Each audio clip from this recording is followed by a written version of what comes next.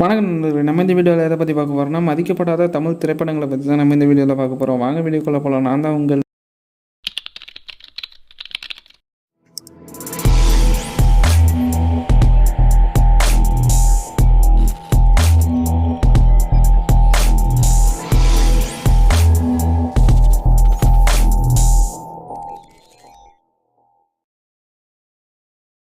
இந்த வீடியோவில் நம்ம முதலாவதாக பார்க்க போகிற திரைப்படம் செல்வராகவன் இயக்கத்தில் தனுஷ் அவர்கள் நடித்த புதுப்பேட்டை திரைப்படம் தான். இந்த படத்தை என்னதான் இப்போ பெருசாக கொண்டாடினாலும் அப்போ இந்த படத்தை யாருமே பெருசாக கண்டுக்கவே இல்லை.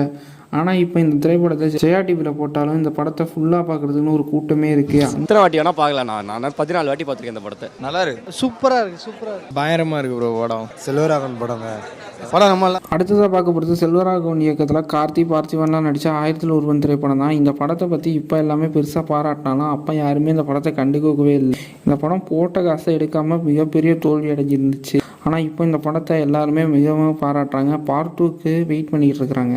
தேட்டரோட வெளில போனதுக்கப்புறம் கல்ட் ஸ்டேட்டஸ் கொடுக்குறாங்களே, பயங்கரமாக இருந்தது. மிஸ் பண்ணிட்டேன். 10 வருஷத்துக்கு அப்புறம் சும்மா படம் வந்தப்பெல்லாம் யார் அந்த முடிஞ்ச பேர் தான் சொல்கிறாங்க. அதான் சரி, அப்போது ஒரு 3 வருஷம் நம்ம அதுக்குள்ளே ட்ராவல் ஆகி வெளியே வரும்போது அந்த படத்துக்கு அவ்வளோ கல்லடி.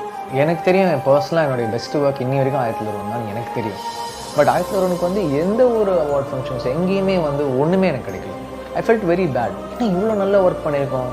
அந்த ஒர்க் பார்த்தா எனக்கு அனுராக் கஷ்யப் வந்து கேங்ஸ்டர் வாசி கொடுத்தாரு. செல்வராகவன் சாருக்கு பெரிய சாரி, நாங்கள் தான் தப்பு பண்ணிட்டோம், நீங்கள் எந்த தப்பும் பண்ணல.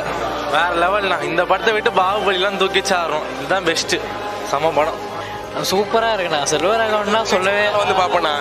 20 வருஷம் கழிச்சு 2000 ரூபாய் டிக்கெட் தான் வந்து பார்ப்போம். இந்த வீடியோவில் நம்ம அடுத்ததாக பார்க்க போகிற திரைப்படம் விஜய் சேதுபதி அவர்கள் நடித்த கடைசி விவசாயி திரைப்படம் தான். இந்த படத்தை தியேட்டரில் யாருமே பெருசாக கண்டிக்கவே இல்லை. ஆனால் ஓடிடியில் பார்த்ததுக்கப்புறம் இந்த படத்தை மக்கள் அதிகமாக பாராட்டினாங்க. ஆனால் இந்த திரைப்படம் மிகப்பெரிய தோல்வி அடைஞ்சிருந்துச்சு. ஆனால் இது ஒரு நல்ல திரைப்படம். லாஸ்ட் இயர் வந்து உங்களோட கடைசி விவசாயி அப்புறம் மாமனிதன் படம் பார்த்தேன். ரொம்ப ஹார்ட்ஃபுல் சோல்ஃபுல்லாக இருந்துச்சுண்ணா.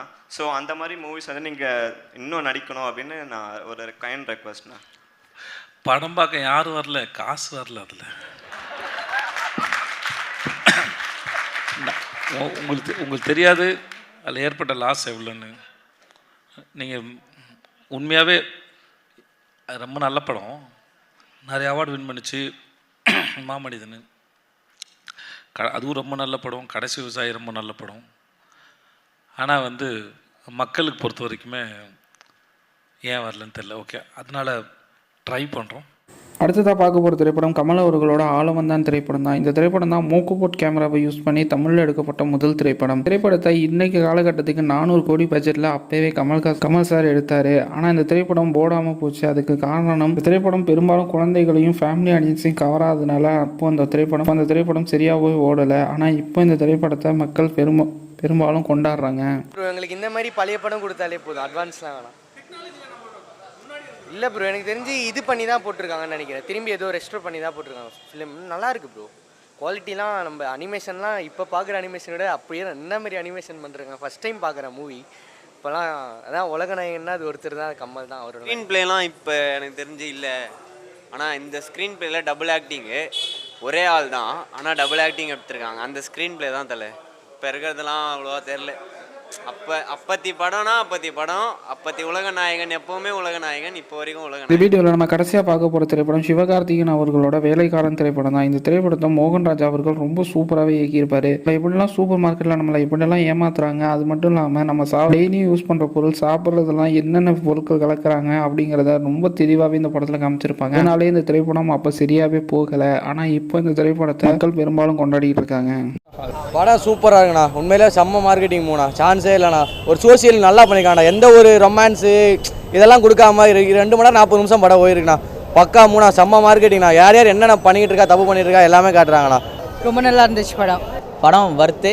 வேலைக்காரன் டீம் வந்து இந்த வேலையை நல்லா செஞ்சுருக்காங்க அப்படின்றது வேலைக்காரன் படம் பார்க்கும்போது தெரியுது. அதுவும் மோகன்ராஜா சார் வந்து தனி ஒருவனுக்கு அப்புறமும் ஒரு இந்த மாதிரி பிளாக் பஸ்டர் மூவி கொடுத்தது வந்து அவரோட கெப்பாசிட்டி